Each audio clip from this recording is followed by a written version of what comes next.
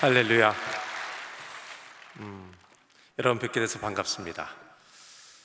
설교 이 말씀을 나누기 전에 두 가지 좀 얘기를 제가 소감을, 오늘 한숨한교를 방문한 소감을 좀 드려야 될 것 같은데요.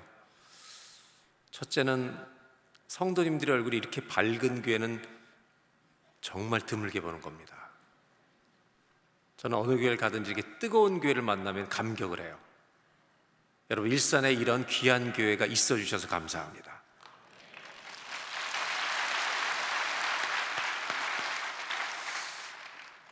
어쩌면 여러분 얼굴 보고 사람들이 예수 믿을지도 모르겠어요. 어떤 교회는 이렇게 밝지 않거든요.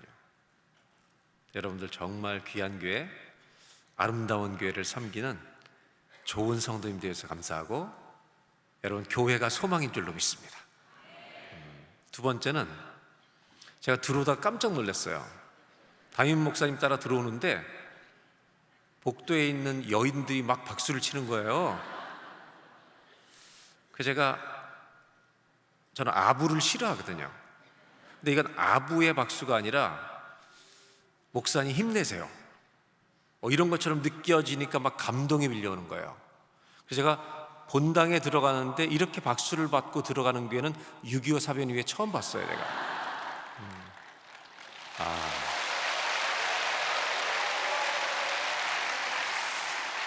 물론 담임 목사님께서 쳐주셨겠지만 저도 힘을 얻어서 오늘 긴 시간이 아니겠지만 최선을 다해 힘을 내서 하나님 말씀을 나누도록 하겠습니다.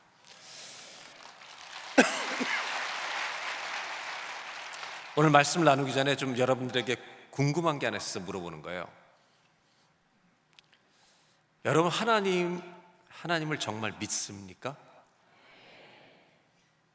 예수님을 정말 믿으세요? 하나만 더 물어볼게요. 하나님을 아십니까? 얼만큼 아세요? 하나님을 정말 아는가, 우리가? 안다라는 말은 성경에 체험한다는 말이거든요. 맛보아 알지어다. 하나님을 알면 믿음은 추상적일 수가 없어요. 실제적인 겁니다. 여러분, 하나님을 더 깊이 아시길 바랍니다. 전 이런 고민을 해봐요. 제 아내가 저를 다 알았으면 결혼했을까? 최 목사님 그런 고민 해보셨어요? 내 아내가 나를 다 알았으면 결혼했을까요, 목사님? 저는 절대 안 했을 거라고 생각해요. 우리의 부족함을 알면 못하죠. 그래서 여러분, 몰라서 결혼하는 거예요, 사실은. 그런데 하나님은 알수록 좋은 분이에요. 하나님을 잘 아는 교회가 되길 바랍니다. 깊이 아는 교회가 되길 바랍니다. 그래서 예레미야 9장에 뭐라고 말씀하셨냐면, 너희는 힘 있는 자는, 용사는 힘 자랑하지 마라. 똑똑한 사람은 지혜 자랑하지 마라. 돈 있는 사람 부자랑하지 마라.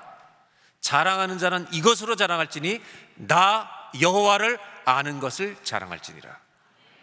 여러분, 한소망교회는 주님을 아는 것을 자랑하는 교회가 되시길 바랍니다. 우리가 주님을 더 잘 알기 위해 오늘도 말씀 앞에 나가는 겁니다. 오늘 본문 내용은 우리가 비교적 잘 아는 본문입니다.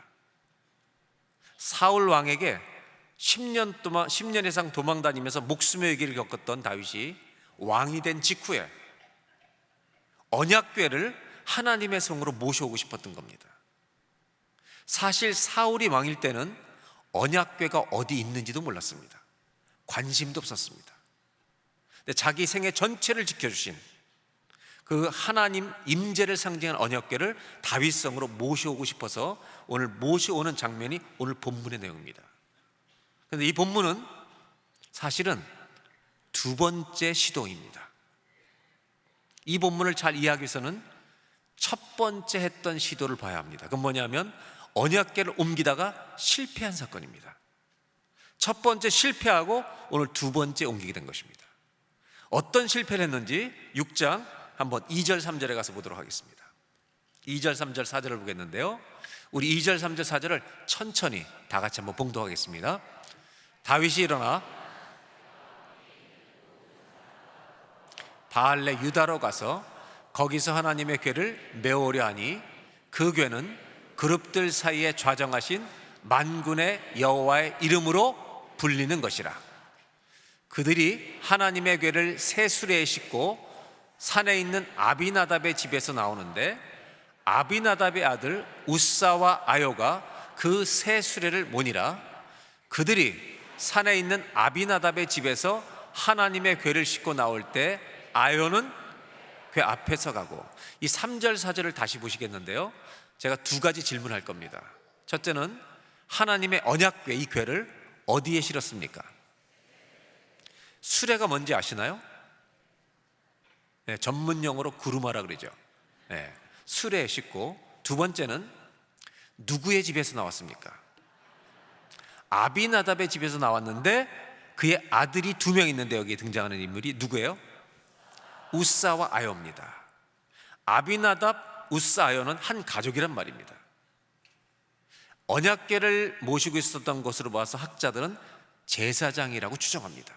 그렇다면 4절에 이것과 관계된 또 하나의 질문은, 이 수레를 싣고 언약궤 싣고 가는데 앞에 누가 끌고 가요? 뒤에는 누가 있었겠어요? 앞에는 아요, 뒤에는 우사가 있었다는 것이 오늘 본문의 내용입니다. 이것을 싣고 이동하는 중에, 이게 왜 중요하냐면 새 수레에 실었다는 사실과 우사, 아요의 얘기를 제가 여러분들에게 설명할 것이기 때문입니다. 이제 가고 있는 중에 나곤이라는 사람의 타작마당에 이르러 무슨 이유인지는 모르지만 갑자기 소가 뛰기 시작하는 장면이 나옵니다. 그래서 언약궤가 이 수레에서 떨어지려고 하는 상황이 발생한다는 말입니다. 왜 놀랐는지는 성경은 밝히지 않습니다. 한번 성경 6절을 보겠습니다. 1절 6절 다 같이 읽어볼까요?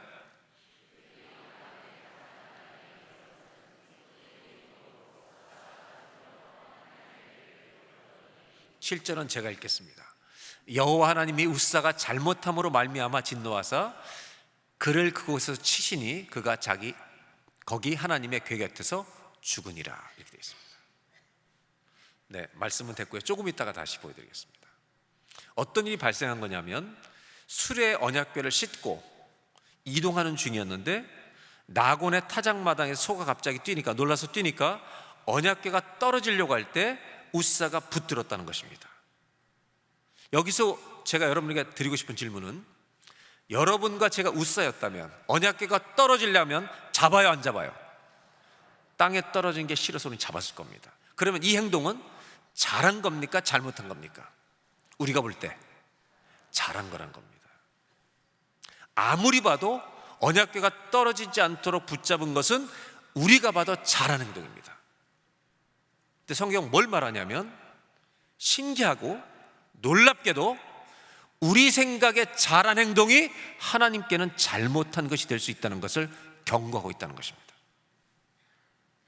누가 봐도 잘한 행동 같은데 하나님은 잘못했다고 말씀하시다는 겁니다. 오늘 7절을 다시 보겠습니다. 7절 다 같이 읽겠습니다. 여호와 하나님이 우사가 잘못함으로 말미암아 진노하사 그를 그곳에서 치시니 그가 거기 하나님의 궤 곁에서 죽으니라. 여기 뭐라고 되어 있냐면, 우사가 뭐 했다고요? 우리 생각에는 잘한 행동 같은데 하나님은 잘못했다고 그를 치시고 죽이셨다는 겁니다. 조금 이따 역대상에서 보겠지만 똑같은 이야기가 역대상에 나오는데 어떻게 죽이셨냐면 몸을 찢어서 죽이십니다. 여러분, 우리 생각에는 언약궤가 떨어지는 것을 막는 것이 올바른 행동이라 생각하는데 주님은 그 행위를 잘못했다고 말씀하시고, 무슨 이유인지 모르겠지만 쳐서 그 자리에서 죽여버리실 만큼 잘못했다고 말씀하셨다는 겁니다. 그러면 여러분, 우리는 이런 질문을 해야 됩니다. 왜 이렇게 하셨을까? 왜 이것이 잘못된 행동이라고 말씀하신 것일까? 여러분은 궁금하세요? 안 궁금하세요? 궁금하시면 제가 이제 말씀을 이어가려고 합니다. 저도 이것이 무척 궁금했습니다. 저라도 붙잡았을 겁니다. 이 말씀의 의미를 이해하기 위해서는 근본적 이야기로 돌아가야 합니다. 언약궤라고 하는 것은 성막에서도 어디에 보관했습니까?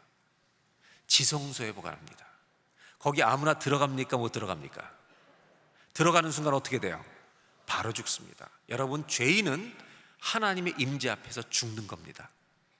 살아있을 수가 없어요. 그런데 예수님이 돌아가시던 날 그 휘장이 찢어지는 겁니다. 여러분, 주님이 우리 죄값을 담당해 죽어주심으로 말미암아 우리가 그분의 임재 앞에 나아가도 죽지 않을 은혜를 누리게 된 줄로 믿습니다. 오늘 우리는 이제 오늘도 하나님의 임재 앞에서 예배드리는 교회가 되길 바랍니다. 그런데 이 언약궤는 두 가지 중요한 의미를 갖고 있습니다. 하나님의 놀라우신 임재를 상징하는 특별한 성물이었습니다. 하나님의 임재를 상징합니다. 전능하시고 초월하시는 하나님 아버지의 임재. 두 번째는 그 하나님의 놀라우신 그 임재의 능력과 이것이 이스라엘 백성들과 함께 같이 두게 하심으로 말미암아 하나님과 우리가 친밀한 관계 속에 있기를 원하셨다는 것입니다.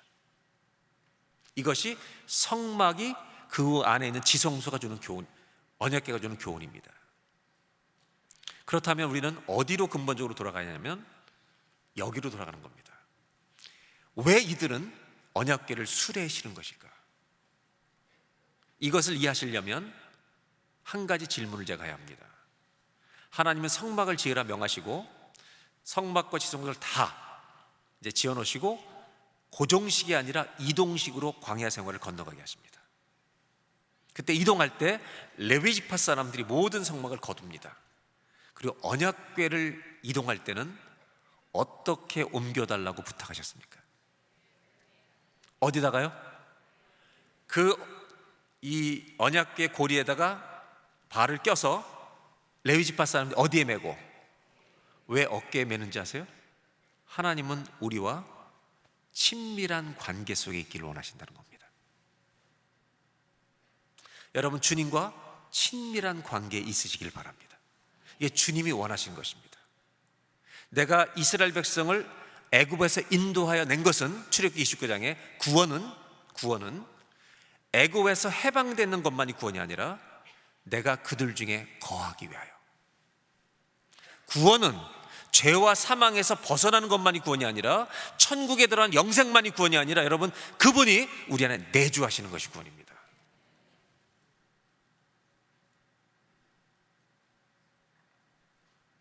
하나님이 언약궤를 옮길 때는 어디에 메고 가라고 하셨어요? 어깨에 메고. 그렇다면 왜 수레에 실었던 것입니까? 우사와 아효는, 아비나답은 왜 수레에 싣고 가는 것입니까? 제가 질문 하나 더 해볼게요. 혹시 구약 성경에 언약궤를 수레에 싣고 나른 적이 또 있었습니까? 혹시 없었을까요?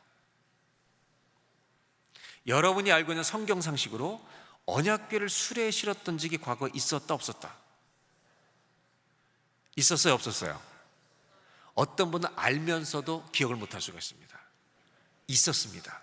이제 언제 있었는지 설명드릴게요.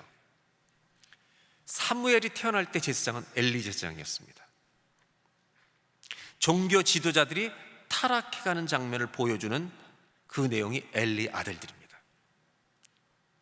엘리의 두 아들을 성경은 뭐라고 설명하냐면 그들은 제사장의 직무를 수행했는데, 오늘로 목사였는데 하나님을 모르는 불량한 자들이었다고 말합니다. 여러분, 놀랍지 않으세요? 주님을 안 믿는 사람이 목회를 했다는 말입니다.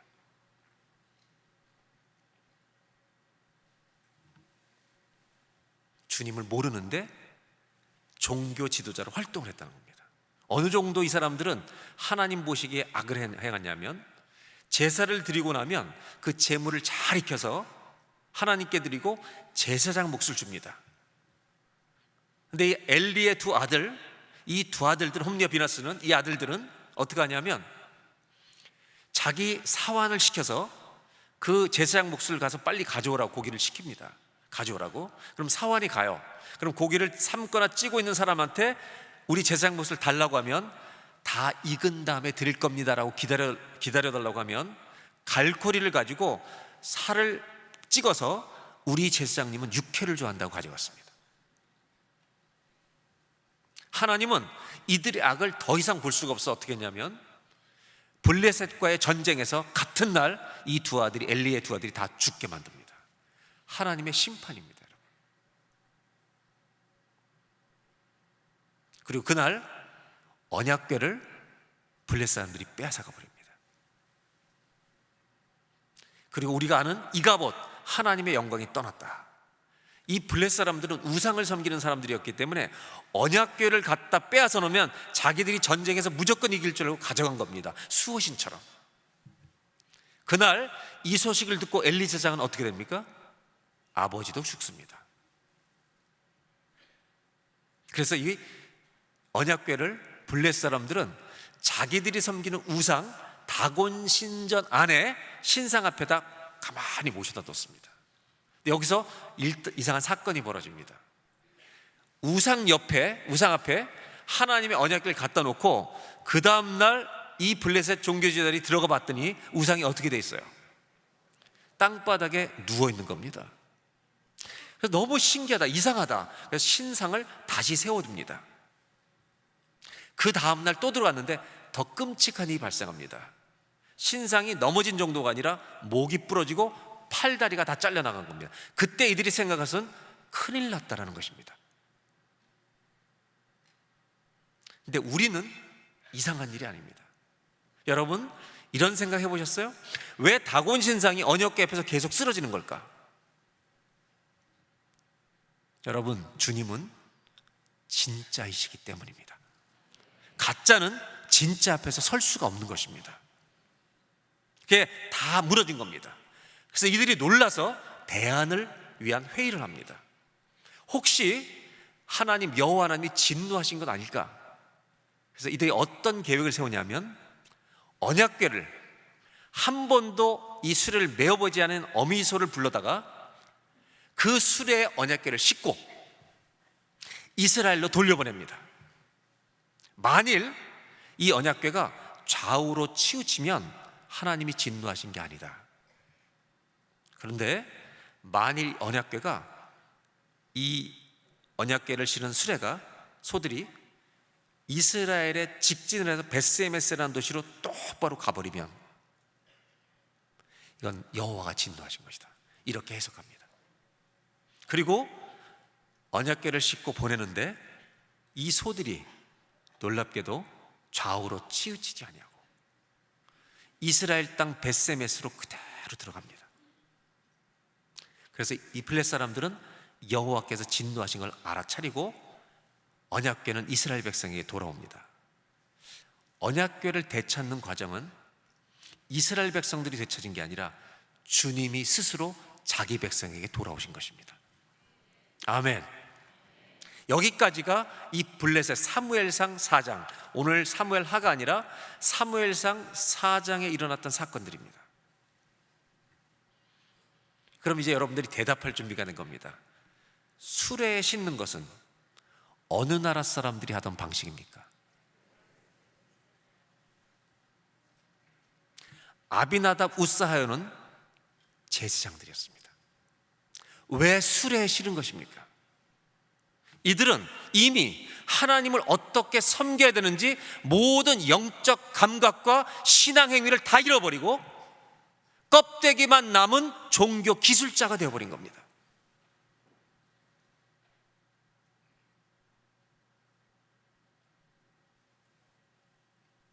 하나님과 기도하는 교통도 없이 종교 기술자가 돼서 오늘날로 하면 목사직을 수행하고 있었던 것입니다.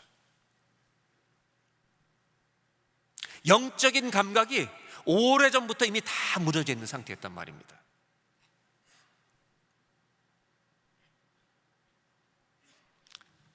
하나님이 아비나답이나 우사나 아유를 보실 때 모든 영적 감각이 죽은 채로 거꾸로 육적 감각은 살아있는 채로 살아가고 있는 종교 기술자 행세를 하고 있는 이들을 더 이상 보실 수가 없었다는 말입니다.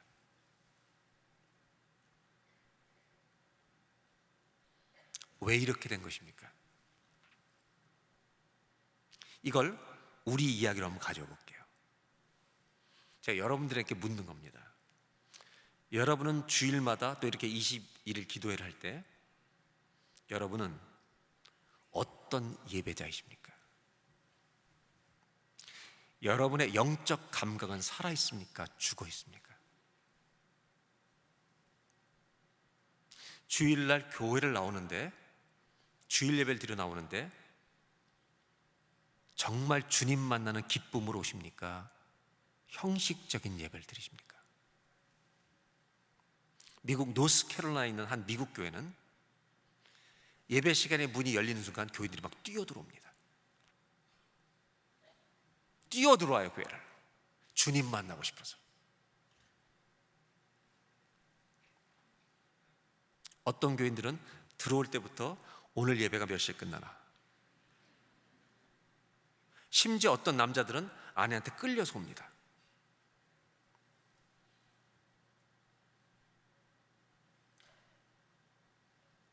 저는 우리 교인들한테 이렇게 얘기해요. 예배일 때 다 뛰어들어오자 우리. 왜? 연예인이 무슨 행사를 해도 우리가 줄 서서 들어가는데, 살아계신 주님이 여기서 와 계시는데 그분 만나는데 우리 뛰어들어가자. 아멘. 아멘. 그런데 50대 이상은 마음만 뛰어라. 다 넘어진다. 제가 개인적으로 우리 자신에게 물어보자는 겁니다. 우리의 예배는 살아있는 예배인가? 주님을 기대하며 나오는가? 아니면 매주 오늘 이번 주일 안 나가면 또 무슨 일이 벌어질까 봐 여러분 요식 행위처럼, 종교 행위처럼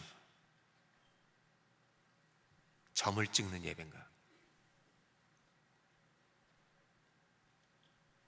저는 그래서 우리 교인들한테 이렇게 얘기합니다.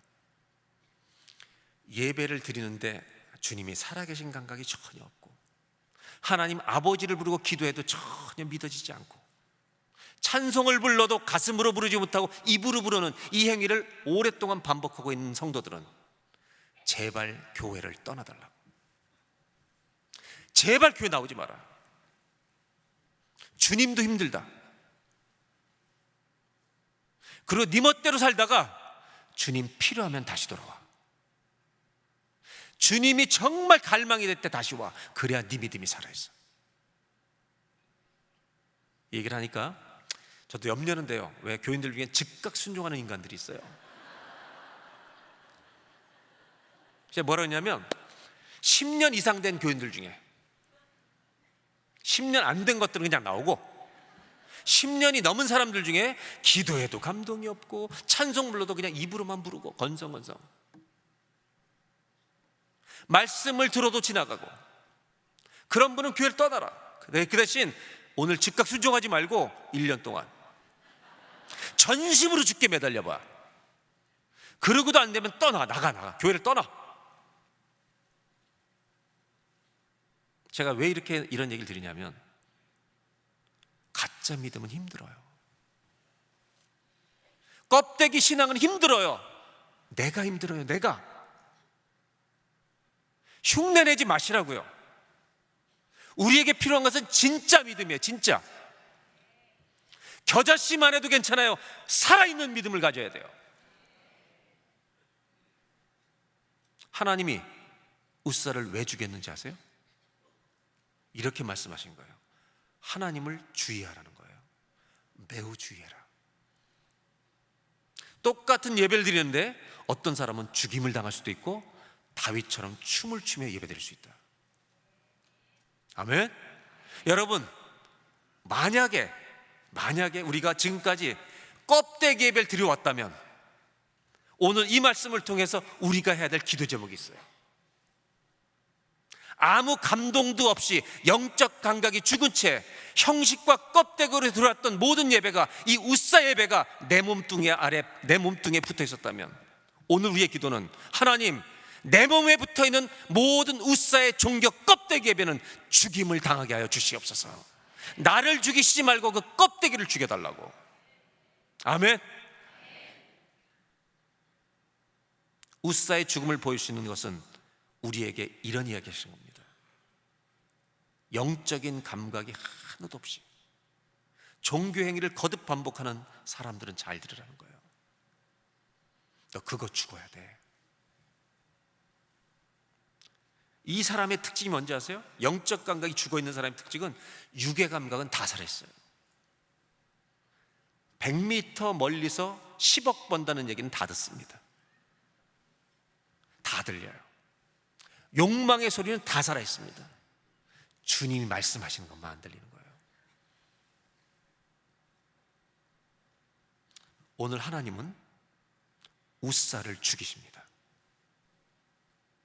여기 엄중한 경고의 말씀이 있습니다. 하나님의 전에 나올 때 껍데기로 예배드리는 사람들 잘 들어라. 오늘 이 종교 껍데기의 모든 예배는 죽임을 당할지어다. 산 예배를 드리고 싶습니다. 아멘.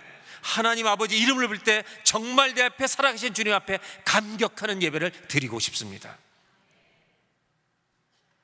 오늘 첫 번째 우리가 이 말씀을 통해서 생각해 본 이겁니다. 왜 우사가 죽은 것입니까? 왜 우사가 죽은 것입니까? 왜 종교 껍데기, 정말 기술자가 되어버린, 종교 기술자가 되어버린 제사장이 왜 죽은 것입니까? 이유는 딱 하나입니다. 주님이 살아계시기 때문입니다. 우리 하나님은 살아계십니다. 아멘. 그분이 살아계시기 때문에 가짜는 죽는 겁니다. 여러분, 가짜로는 주님 앞에 설 수가 없습니다. 우리 한숨함께 성도 여러분, 진짜 예배를 드리는 한 사람의 성도가 되시기를 주의 이름으로 축원합니다. 우리 옆 사람한테 이렇게 인사하면 좋겠습니다. 하나님은 시퍼렇게 살아계십니다.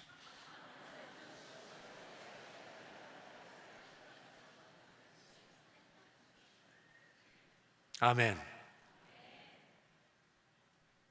여러분은 어떤 예배를 드린 겁니까? R.C. 스프라우라는 신학자가 있습니다. 이 사람은 이런 얘기를 합니다. 언약궤를 우사가 붙잡았어요. 종교 기술자가 돼서.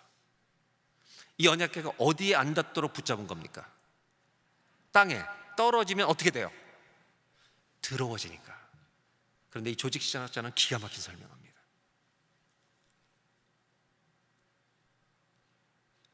왜 사람들은 내 손이 땅보다 깨끗하다고 생각하냐고. 역사 속에 피조물 중에 자연은 하나님을 거스린 적이 단 한 번도 없다는 거예요. 하나님을 거스린 건 인간밖에 없다는 거예요. 주님 보실 때 땅이 더 깨끗하다는 거예요. 우리 손보다. 여러분, 우리가 하나님을 돌보는 게 아니에요. 그분이 우리를 돌보실 겁니다.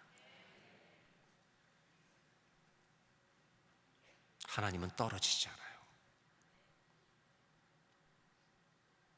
교회를 아무리 오래 다녀도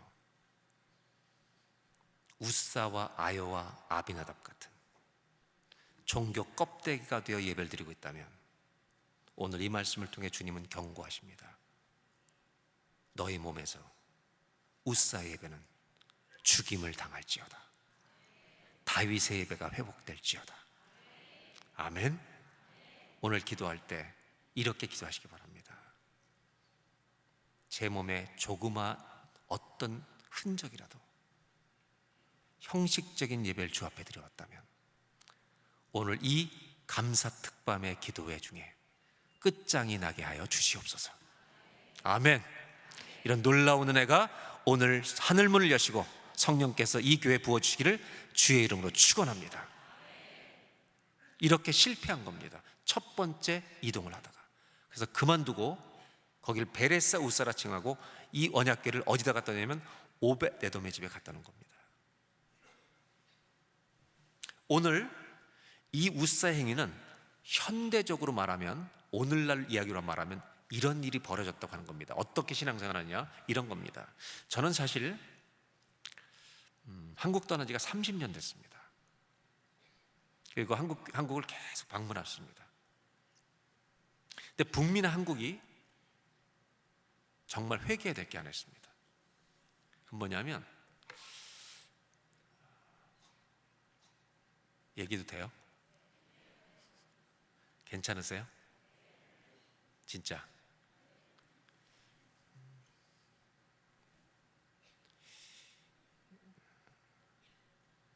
북미나 한국 교회들이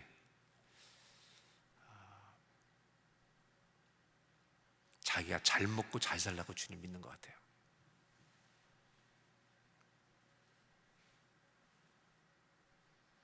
하나님께 영광이 목적이 아니라 내가 잘 되기 위해서 주님 믿는 것 같아요. 거기서 돌아서야 돼요. 그래서 능력을 잃어버리는 거예요. 우리가 잘 먹고 잘 살기 위해서 주님 믿으면 안 됩니다. 최종 목표가 되면, 우리의 최종 목표는 내가 살든지 죽든지, 건강하든지 병들든지, 부자가 되든지 가난하든지 아무 관계없이 나는 주님을 따를 겁니다. 이것이 예수님이 가르치신 신앙인 줄로 믿습니다. 근데 우리는 하나님을 자꾸 이용해서 내가 원하는 걸 얻으려고 해요. 그때 하나님은 우상이 되는 겁니다. 오늘 우사 예배는 현대적으로 말하면 어떤 식으로 말씀드리냐면, 한번 대답해 보세요. 여러분 승용차에 오늘 예수님을 모시고 여러분 집으로 간다고 생각해 보세요. 어디에 앉히실 거예요, 주님을? 여러분들이 운전하면 어디에 앉히실 거예요? 어디요? 내 옆자리 하면 뒷자리에 모실 거죠? 이게 우리의 태도여야 돼요. 그런데 우사가 수레에 모셨다는 것은 무슨 뜻이냐면, 언약궤를 수레에 실었다는 말은, 우리 주님을 여러분 예배 끝나고 딱 자동차에 가서 트렁크 딱 열고 예수님 트렁크 타세요, 문 딱 닫아버리고 나한테 아무 잔소리 하지 말고 축복이나 주시라고, 이렇게 믿는 기독교를 말하는 거예요. 내 인생에 간섭하지 마시고 트렁크에 콱 집어버리고 인격적인 관계를 단절해버리고, 하나님은 언약궤를 어깨에 메고 인격적인 관계 속에 친밀하게 지내길 원하시는데 인격적인 관계를 단절한 채 수레에 실어버려서 보내는 거예요. 이 말은 오늘날로 말하면 예수님을 트렁크에 싣고 문 닫아버리고 나한테 잔소리하지 말고 이렇게 살라 저렇게 살라 명령하지 마시고 내가 필요한 복만 주세요. 한국 기독교가 이렇게 흘러가기 때문에 능력을 잃고 욕을 먹는 거예요. 여러분, 돌아가야 돼요. 주님께로. 내가 죽더라도 나는 주님을 끝까지 믿을 것입니다. 이런 믿음을 안 믿는 사람도 보고 싶어 하는 겁니다. 여러분, 이런 은혜가 이 교회에 있길 바랍니다. 오늘 모든 우사의 예배는 흔적이라도 내 몸에서 사라지게 하여 주시옵소서. 이게 저와 여러분의 오늘 간절한 기도가 되길 바랍니다. 아멘. 그 기도를 하다가 애통이 터지기를 바랍니다. 여러분, 이렇게 실패하고 오베드 집에 갖다 놓은 거예요. 그런데 다윗의 신하가 와서 이런 얘기를 합니다. 왕이시 오베드에돔의 집에 하나님이 3개월 동안 놀라운 복을 내리셨습니다. 다윗은 이때 주님 다시 언약궤를, 임재를 상징 언약궤를 모셔와야지. 그리고 두 번째로 나른 장면이 오늘 본문입니다. 이 똑같은 내용을 역대상 15장에 어떻게 말하고 있는지 역대상 15장 1절 2절을 보도록 하겠습니다. 우리 두 절만 다 같이 한번 읽겠습니다. 시작.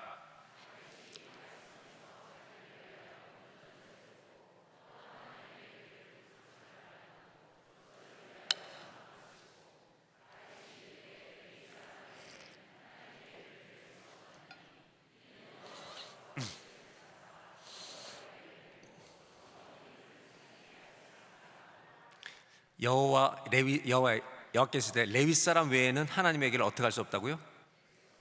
다윗이 정신 차리기 시작한 겁니다. 맞지? 언약궤는 하나님의 임재를 상징하니까 메고 와야지. 두 번째 시도할 때는요, 언약궤를 메고 오는 겁니다. 한 절 더 보겠습니다. 역대상 15장 13절입니다. 전에는 너희가 매지 아니하였으므로 우리 하나님 여호와께서 우리를 누구를 찢으셨다는 거예요? 우사를 찢어주겠다. 이는 우리가 규례대로 그에게 구하지 아니했습니다. 15절입니다. 다 같이.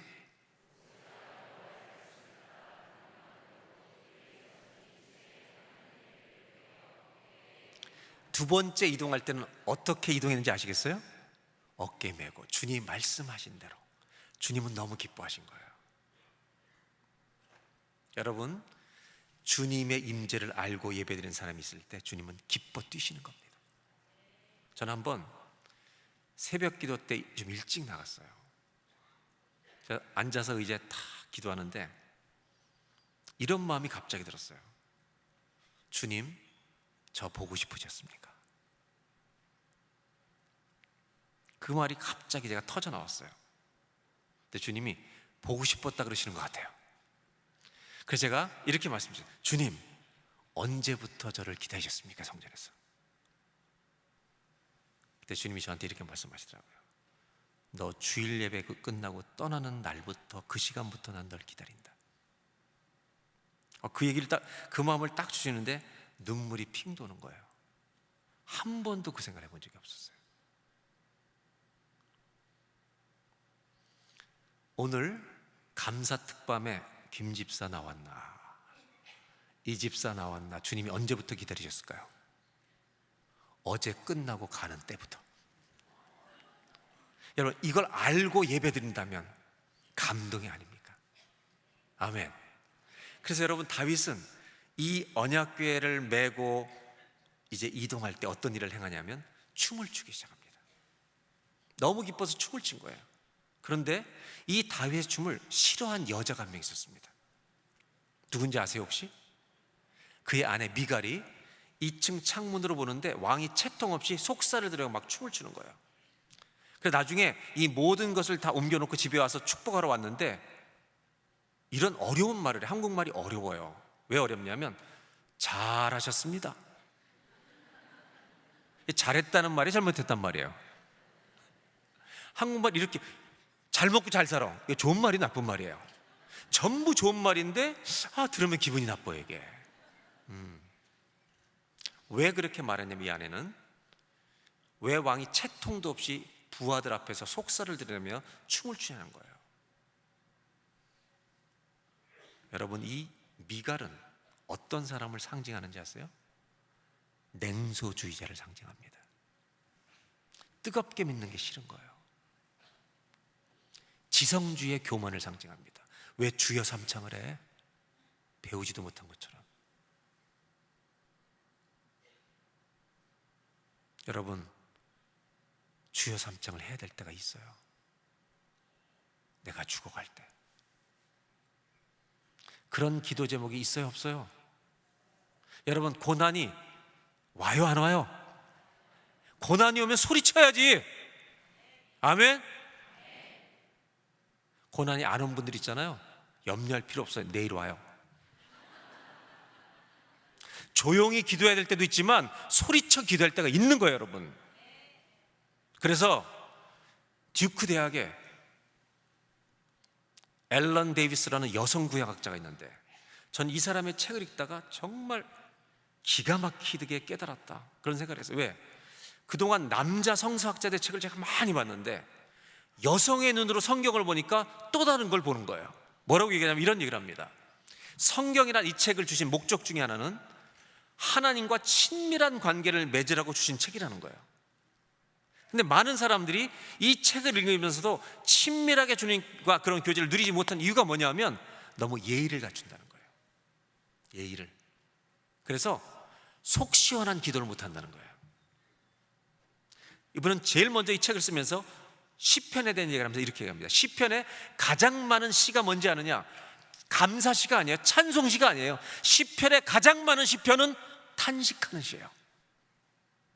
하나님 왜 이러십니까? 소리치는 시라는 거예요. 심지어 그 탄식시의 특징은 뭔지 아세요? 윤리가 없어요. 원수를 죽여달라고 바로 기도해요. 막 감정이 상하니까. 다윗은 뭐라고 기도했는지 아세요? 주님, 내 원수가 달팽이가 태양빛에 완전히 말라 죽는 것처럼 죽여달라고 기도합니다. 얼마나 비윤리적인 기도예요. 여러분, 속이 시원하지 않아요? 원수를 위해서 그렇게 기도하면? 근데 많은 사람들이 예의를 갖춰서 그걸 못한다는 거예요. 힘들 때 소리 지르시기 바랍니다. 하나님과 친밀해진 길 중에 하나는 여러분 주님 앞에 있는 감정을 다 통곡하며 쏟아내라는 거예요. 아멘. 하나님 나한테 왜 이러세요? 왜 우리 입만 안 열어주시는 거예요? 소리를 지르라는 거예요. 그러다가 진짜 하나님을 만나는 거예요 여기서. 그러면서 이번에 이런 기가 막힌 얘기를 합니다. 기도는 모든 그리스도인에게 보장된 언론의 자유다. 아멘. 기도는 언론의 자유예요. 하나님 앞에 소리를 치라는 거예요. 내 원수를 죽여달라고 하라는 거예요. 그럼 죽이세요 안 죽이세요? 안 죽이시니까 걱정 말고 하라는 거예요. 여러분 기도 있고 다 죽으면 여러분 지구 반밖에 안 남아요. 기독교인들이 왜 껍데기 기도를 하냐는 거예요. 왜 탄식시 같은 비윤리적인 기도가 시편에 가장 많으냐? 우리가 터져야만 살 수 있기 때문에. 주여 힘들 때 외치시길 바랍니다 여러분. 그런데 이 미갈은 그런 기도가 싫은 거예요. 이거 아세요? 모든 기독교인의 가슴에는 두 개의 문장이 존재해요. 나 같은 죄인을 구원해 주신 것 때문에. 이 고백이 있죠. 한번 따라해 보실까요? 하나님 감사합니다. 있어요 없어요? 또 한 문장이 있어요. 근데 이거 표현을 잘 안 해요. 근데 다 있어요 안 해요? 얘기해요 말아요? 그게 뭐냐면 하나님 섭섭합니다. 자 여러분 섭섭합니다 있어요 없어요 우리 안에? 없어도 괜찮아요. 그 사람 내일 온다니까. 곧 와요 곧.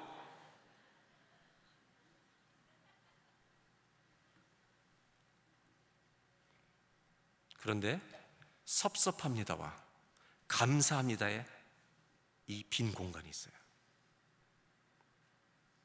이걸 채우는 것을 영성이라고 하는 거예요. 섭섭한 나를, 상황은 섭섭한데 주님을 찬송하는 자로 끌어가는 것이 믿음이고 영성이에요 여러분. 아멘.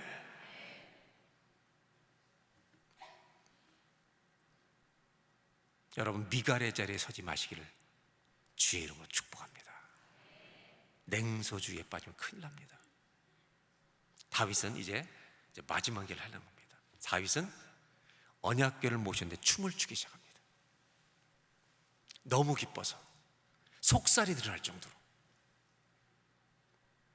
여러분 춤이 언어라는 것을 아십니까? 춤이 언어라는 걸 아세요? 다윗은 뭔가 말을 하고 있는 거예요. 조금 더 쉽게 얘기해 볼게요. 결혼한 지 15년 이상 된 남자만 손 들어봐요. 15년 이상 된 남자들 손 들고 저를 정직하게 대답해요. 손 들고. 아내가 무서워요 귀여워요? 아내가 무서워요 귀여워요? 예? 잠깐만 귀엽다고 한 거예요 뒤에서? 귀엽다는 사람 손 좀 들어봐요. 일어나 봐요. 자 일어나 봐요. 잠깐만.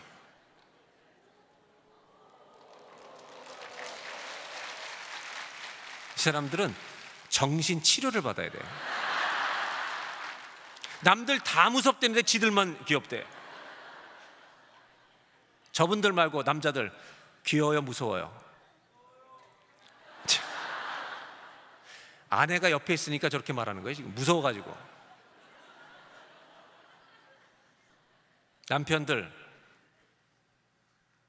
한 번만 더 물어볼게요. 아내가 화낼 때가 더 무서워요? 말 안 할 때가 더 무서워요? 예? 여러분 말 안 할 때가 더 무서워.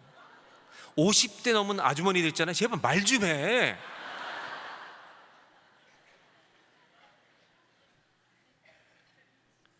뭐 나는 무슨 이상한 때가 왔다고 막 함부로 말하지 말고.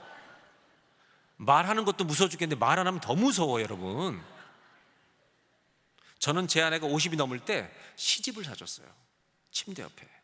제발 시를 읽으면서 부드러운 여자가 되라고. 올해 회갑인데 아직도 안 읽었어. 그대로 놔둬. 이야, 진짜. 여러분, 침묵이 언어기 때문에 무서운 거예요.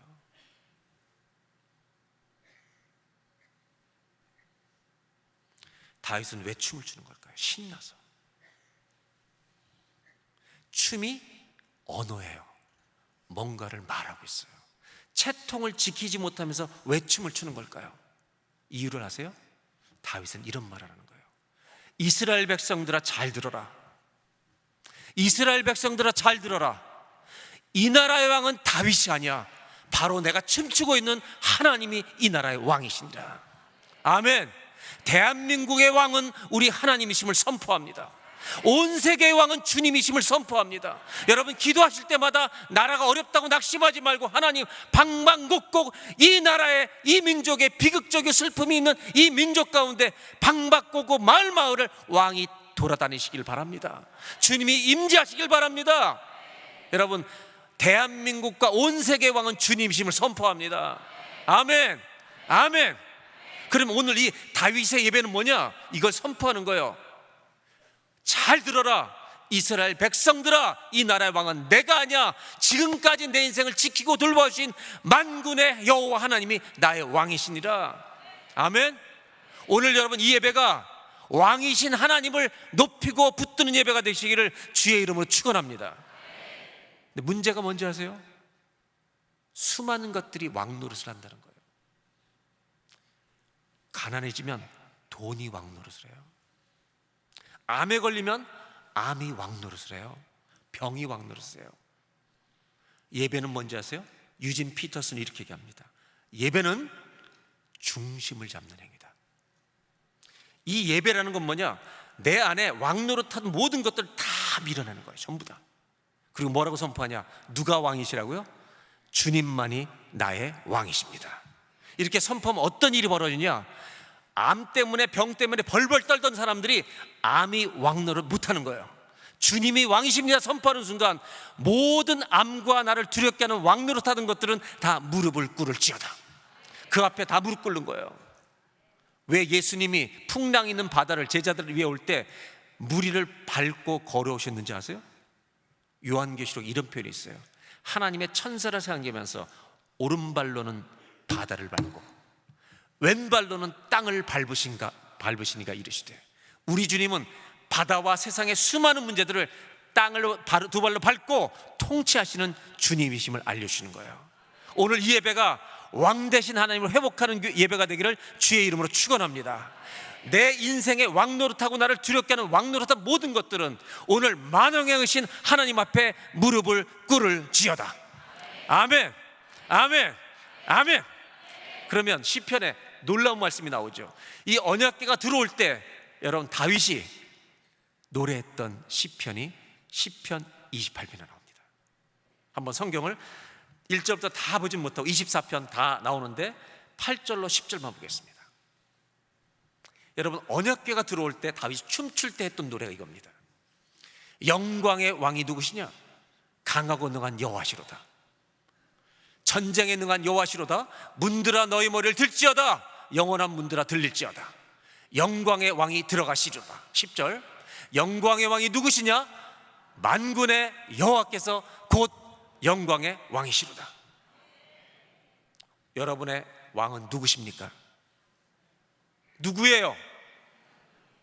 어떤 집에 가니까 자식이 왕이에요. 자식이 호통을 치고 살아요. 그래서 제가 그걸 보고 우리 청년들과 학생들한테 가서 이렇게 얘기했습니다. 야, 이 녀석들아, 집에서 네가 왕 노릇하지 마. 너희들이 왕 노릇하는 순간 평안은 깨져. 주님이 왕이 되실 때 가정에 평안이 오는 거예요. 아멘. 오늘 이 8절로 10절을 읽으려고 합니다. 한번 8절로 10절의 마지막 셀라는 빼고 8절부터 10절을 보여주세요. 어떻게 읽냐면 내 인생의 가장 큰 목소리를 읽을 겁니다. 아시겠죠?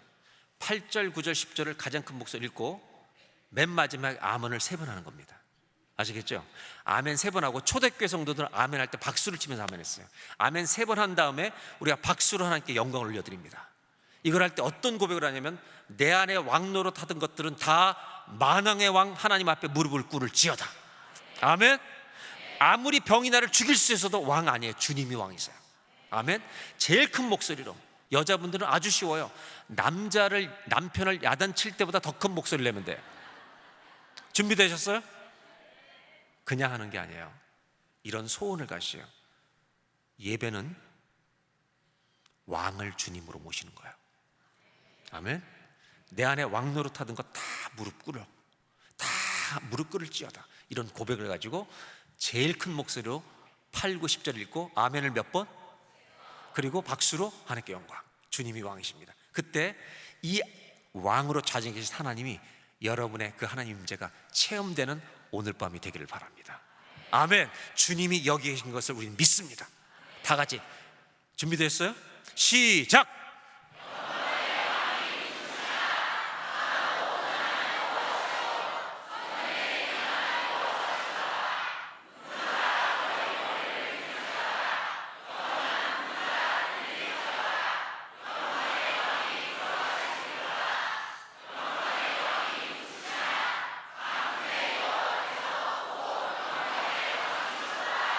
아멘, 아멘, 아멘.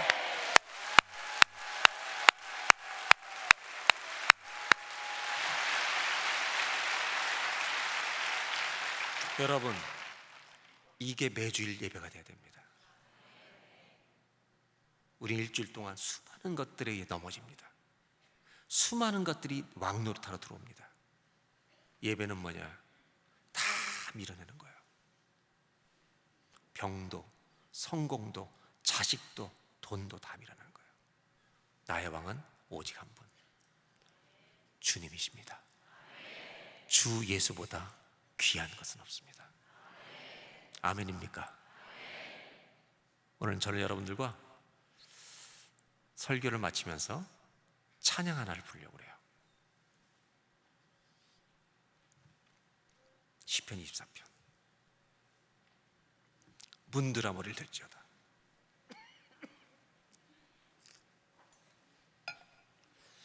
이렇게 찬양을 했으면 좋겠어요. 두 가지 소원을 가지고. 하나는 우싸 같은 껍데기 예배를 드리던데 몸뚱아리 있는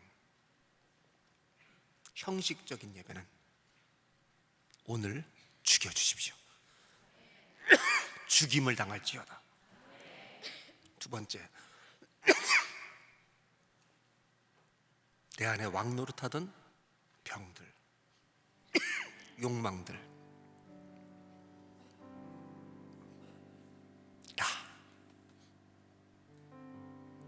내가 왕 노릇을 너무 많이 해요.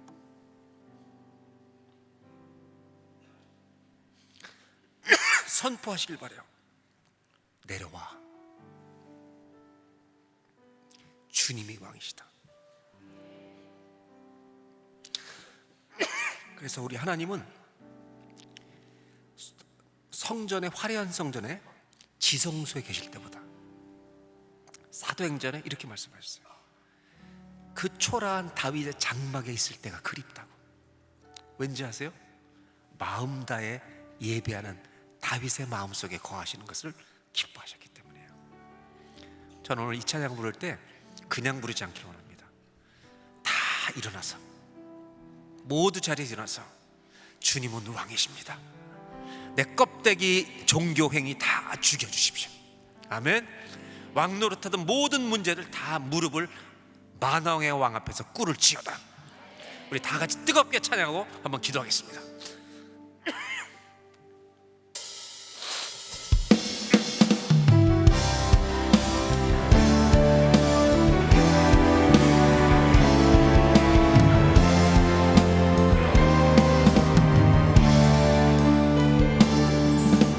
들아 머리 들어라.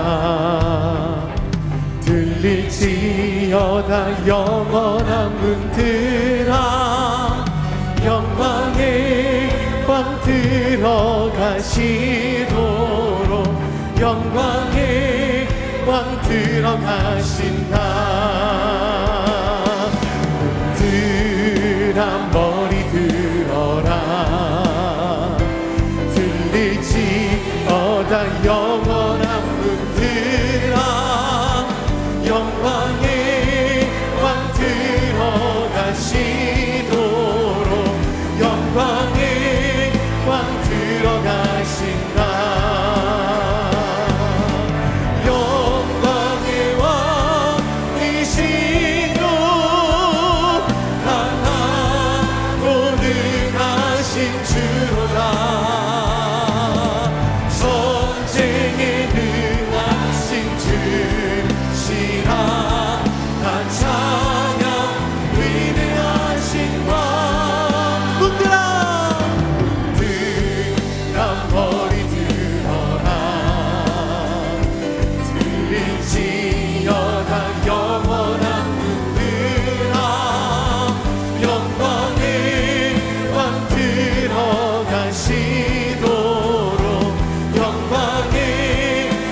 들어가신다. 영광의 왕이시요 강하고 능하신 주로다. 전쟁에 능하신 주시라. 각 찬양 위대하신 왕 왕의 만세 왕의 만세 당신은 영광의 왕이라. 각 찬양 위대하신 영광의 왕 영광의 왕이시요 강하고 능하신 주로다. 전쟁에 능하신 주시라. 각 찬양 위대하신 왕 왕의 만세 왕의 만세 당신은 영광의 왕이라. 각 찬양 우리 마지막으로 왕의 만세 만세 왕의 만세 당신은 영광의 왕이라. 다 찬양 위대하신 왕 다 찬양 위대하신 왕 다 찬양 위대하신 왕.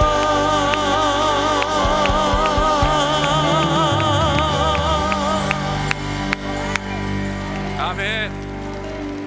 아멘. 이 시간 한번 다 같이 한번 기도하면 좋겠습니다. 하나님, 사람들은 몰라도 제가 어떤 예배드리는지 주님은 아시지 않습니까?